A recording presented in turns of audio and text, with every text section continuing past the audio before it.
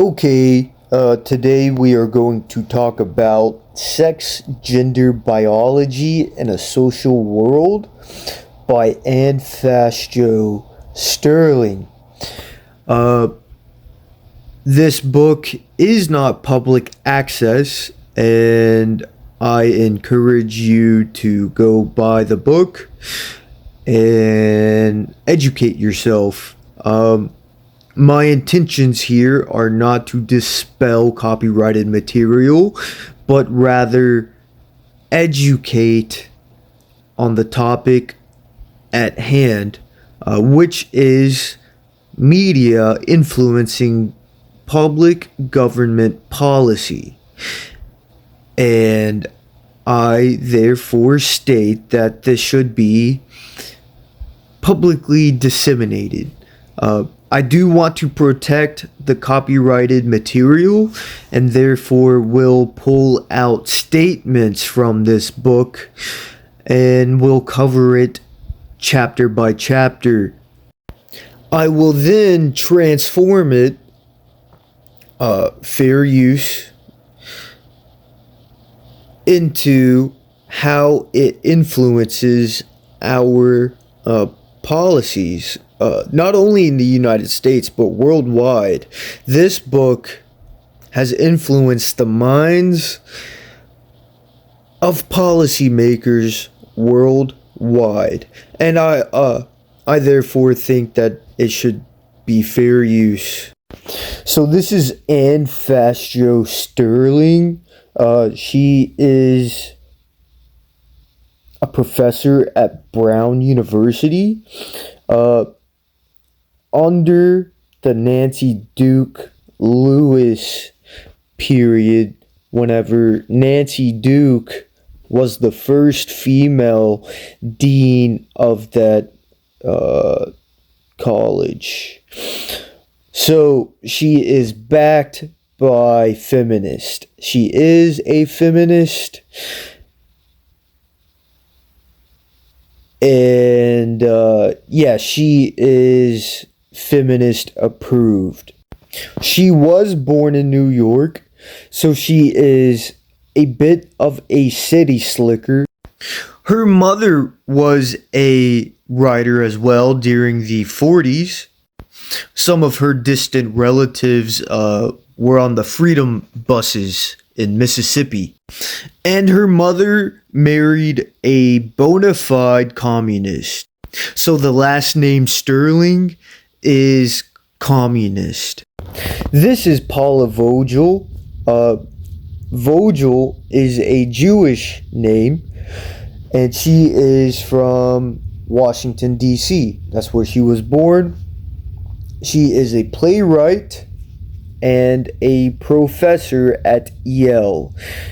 She is a notable playwright in the late 90s, winning big prizes. She got the Pulitzer Prize in 98. Also, she is a boomer. She is also on the editorial board for Perspectives in Biology and Medicine.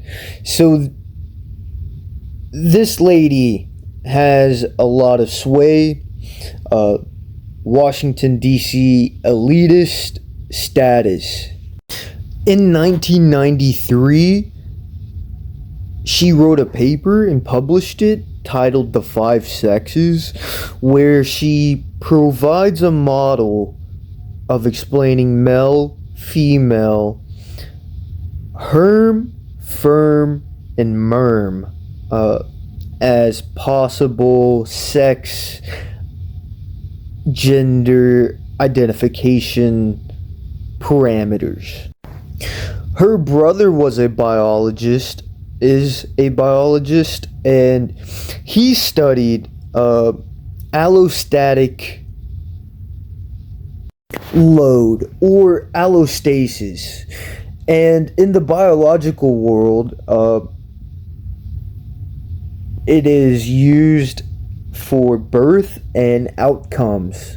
So any of these pressures the mother has, what kind of outcome does that have on the child? And research shows that the more pressures there are to the environment, the more likely some mishaps to the endocrine system, and therefore the sex hormones can come about. Too much pressure causes things to go wonky doodle. Basically, allostasis, or studying the allostalic load, is the study of stressors on an organism. So if you're busy working your 9 to 5 and you feel stressed out, you are above your threshold physiologically. So not only does it include physical stressors, but it can also be social stressors too. Allostasis is used to look at the outcomes of people that have transitioned, and they look at all of the stressors that these people experience after transitioning.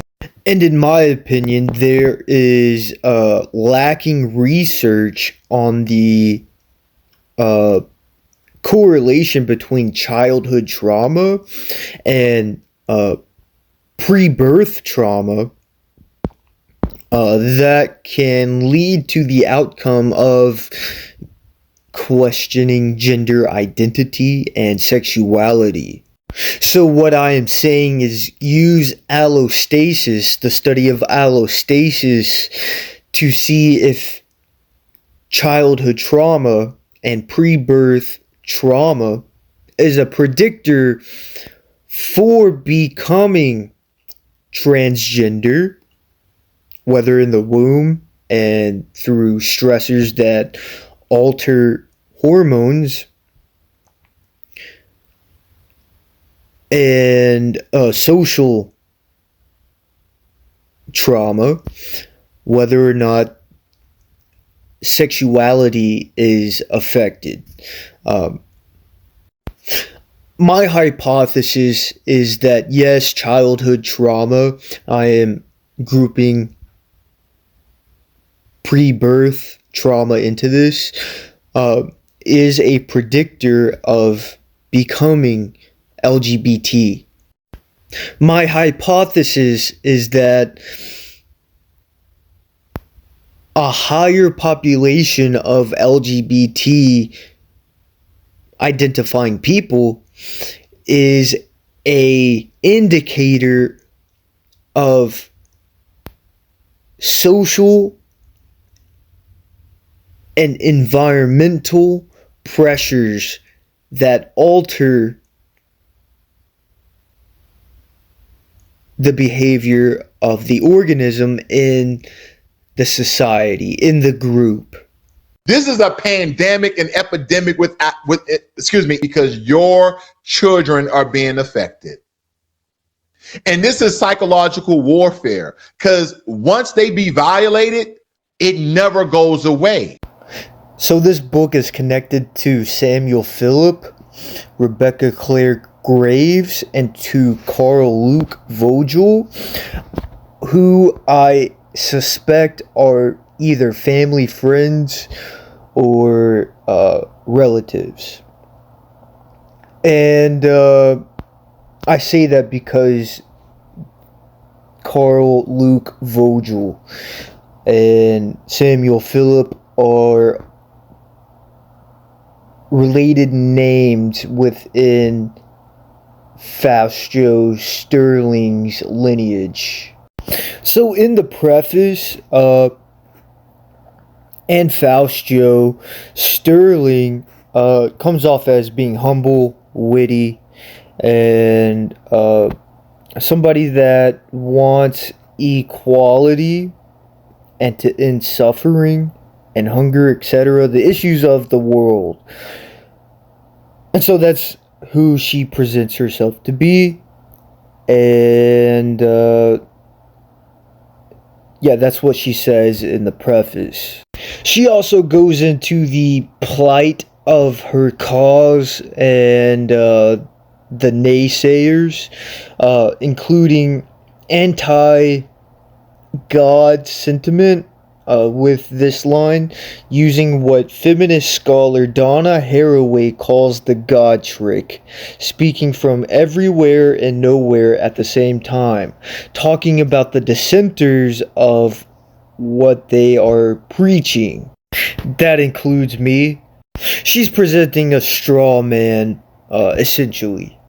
I do have to give her credit. She is witty, and I do like her posture in her writing. It is entertaining. So that's as far as I'm going to go in this video. The biography of the author and the preface to get an understanding of who Anne Fausto Sterling is and what she stands for. She is a progressive, feminist, lesbian, Brown University professor with ties to DC elitists. And her stance here is that there are more than two genders. And I do not disagree. I do not disagree that there are more than two genders within a natural distribution of organisms. What I disagree with is the pro-sentiment towards this being a good thing. I see this as something that is an indicator to too much stress on a population that we should heed warning to. And Fausto Sterling sees it as we should change society to accommodate this group of people. I think we should take out the environmental stressors that are seeing the increase of LGBTQIA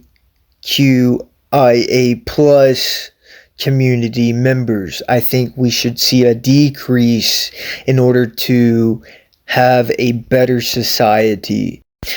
And I also believe, I think we both agree on this, that we should accept these people because they are people, and we should create some sort of space for them to exist so that they can live normal, good lives. So this is some statistics from the Vanderbilt University back in 2019, I believe. And they did a survey of adults either in the LGBT community or the straight identifying community. And the results show that 30% of the LGBT community experienced sexual abuse as a child, compared to the straight community, who reported 13%. Emotional abuse is 57% compared to 33%. Physical abuse is 40% compared to 24%. And household mental illness is 40% compared to 17%. So this is my question. I will leave you off with this question. Is enabling the LGBTQ plus IA community promoting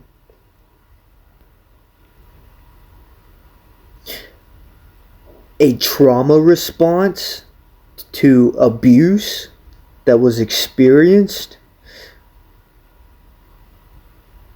Let me know down in the comments. Like, comment, and subscribe.